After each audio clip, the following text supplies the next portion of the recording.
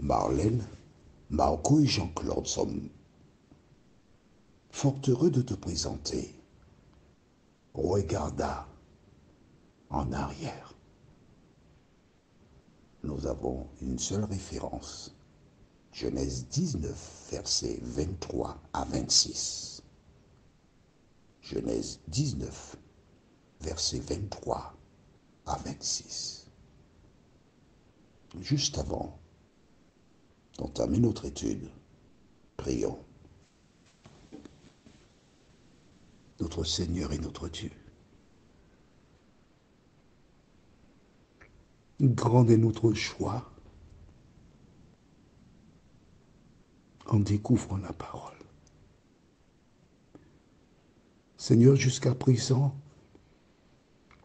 des individus ont effrayé tes enfants. Mais aujourd'hui, nous découvrons la beauté de l'Évangile. Notre Seigneur, alors que nous ouvrirons à nouveau la parole, merci de nous parler. Merci de continuer de veiller sur nous, Seigneur. Cet esprit d'infondre la glace qui entoure nos cœurs. Nous t'avons prié au nom de Jésus et pour ta gloire éternelle. Amen. Une jeune femme s'est retrouvée dans la prostitution. Sa famille lui a tourné le dos. Car quel parent peut être fier de sa fille parce qu'elle est prostituée? Quel parent peut être fier de son fils parce que il épouse un homme? Il n'y a donc aucune espérance pour ces personnes. L'affaire est pliée. Il n'y a aucune possibilité de trouver un consensus. Cette jeune femme se prénomme ou se nomme Rahab. Oui.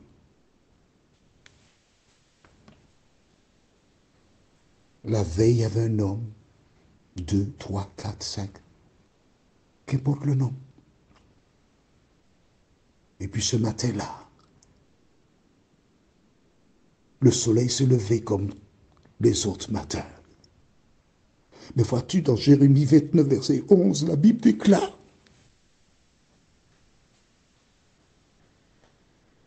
car je connais les projets que j'ai formés sur vous, dit l'Éternel.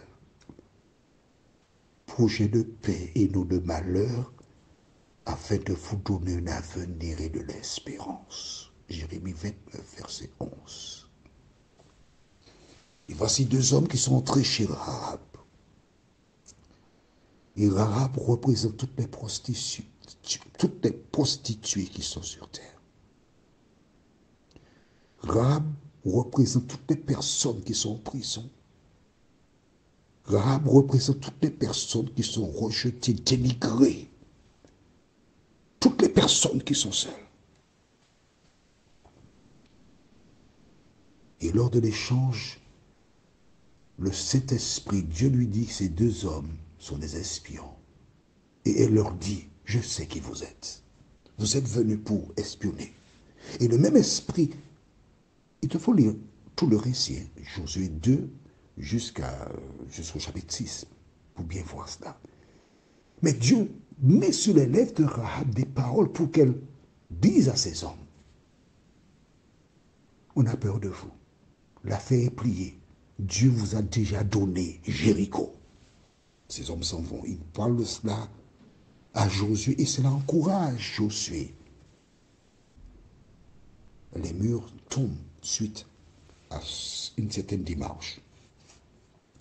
Et nous avons lu dans Josué 6, nous lisons pour la dernière fois, que s'est-il passé? Josué 6, versets 22 et 23. Josué dit aux deux hommes qui avaient exploré le pays: entrez dans la maison de la femme prostituée et faites-en sortir cette femme et tous ceux qui lui appartiennent, comme vous le lui avez juré. Les jeunes gens, les espions, entrèrent et firent sortir. Qui d'abord? Rahab, son père, sa mère, ses frères et tous ceux qui lui appartenaient. Ils firent sortir tous les gens de sa famille et ils les déposèrent hors du camp d'Israël. La maison de Rahab, où des hommes avaient défilé, est devenue une église. La maison de Rahab est devenue un lieu de refuge. La maison de Rahab est devenue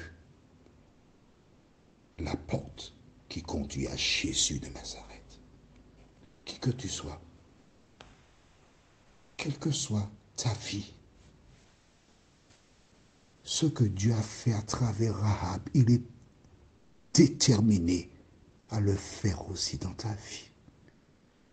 Tout n'est pas fini, c'est pas fini, c'est maintenant que ça commence. Que Dieu te garde et qu'il te bénisse. Que Dieu continue de répandre sa paix sur toi, parce qu'il t'aime. Nous passons à notre référence du jour, Genèse 19, versets 23 à 26. Le soleil se levait sur la terre lorsque l'eau entra dans Zoar. Alors l'Éternel fit pleuvoir du ciel sur Sodome et sur Gomorrhe du soufre et du feu de par l'Éternel.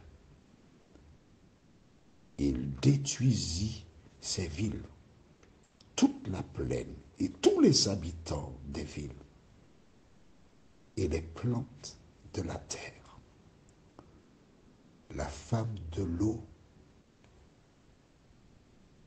regarda en arrière et elle devint une statue de sel.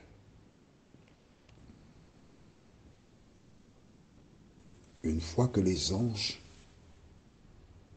déposèrent l'eau, son épouse et ses deux filles hors de la ville, l'un d'eux dit, sauve-toi pour ta vie, ne regarde pas en arrière. Quel privilège! Les filles de l'eau, les gens, petits-enfants et autres sont dans Sodome. Tandis que l'eau, son épouse et ses deux filles sont sur le chemin du salut. Ils sont hors de la ville. Ils sont désormais hors de portée. Ils ont reçu une consigne. Ne regarde pas en arrière. Regarde en avant. Et que s'est-il passé? La femme de l'eau décide de regarder une dernière petite fois sa maison. La femme de l'eau succombe à la tentation du diable qui lui dit « Regarde en arrière ». Par l'ange, Dieu a dit « Ne regarde pas ». Mais le diable lui dit « Regarde ». Regarde derrière toi. Toi qui écoutes, toi qui comprends, toi qui connais la parole. Dieu dit, regarde devant toi, avance avec moi. Mais tu regardes à mes amis, mon rang social, mon épouse, mon époux, mes enfants. Que dira-t-on? Comment ferai-je? Tu te poses des questions pour regarder en arrière. Celui qui regarde en arrière n'est pas digne de Jésus de Nazareth. Permets-moi de te conter un fait historique.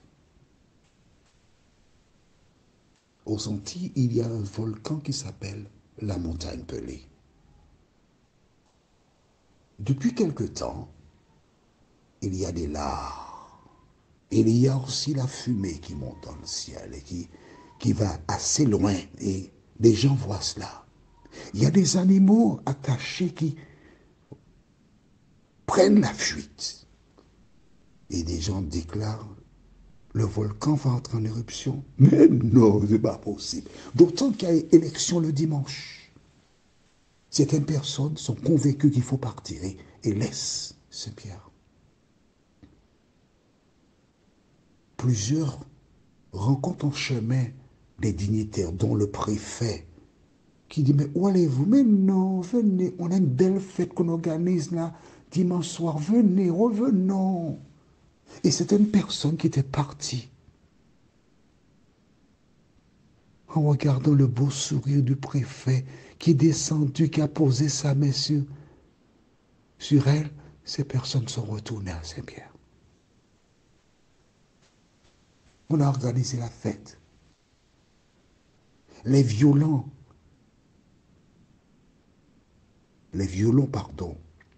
sont sortis. Les guitares, les autres musiciens ont enflammé Saint-Pierre et les gens dansaient.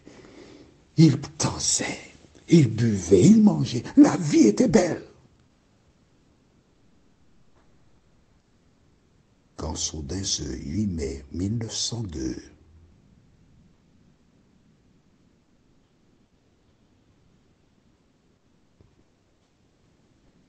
un gaz toxique sortit du volcan. Et en un instant, des gens commencèrent à tomber comme des mouches. L'on vit le feu courir sur la mer et plusieurs bateaux furent brûlés. Impossible de fuir. Des milliers de personnes perdirent la vie. Mon ami, cette tragédie n'est rien comparativement à celle qui attend les habitants de la terre à l'occasion du retour de Jésus. La femme de l'eau devait une statue de sel. Quand sera-t-il de toi? Prions. Seigneur,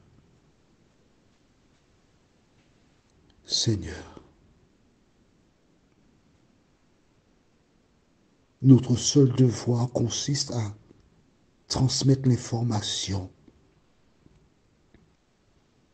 Comme l'eau, je suis affecté. Mais Seigneur, seuls ceux qui t'aiment et qui auront choisi de te servir feront le pas. Merci de continuer de nous visiter. Merci de continuer de nous garder. Nous t'avons prié au nom de Jésus et pour ta gloire éternelle. Amen. Que le Saint-Esprit continue son œuvre près de toi. Mais le Saint-Esprit ne saurait en aucune manière, prendre des décisions à ta place. Notre prochaine étude sera Regarde en arrière. La référence est Luc 9, versets 57 à 62. Que l'Éternel continue de te bénir.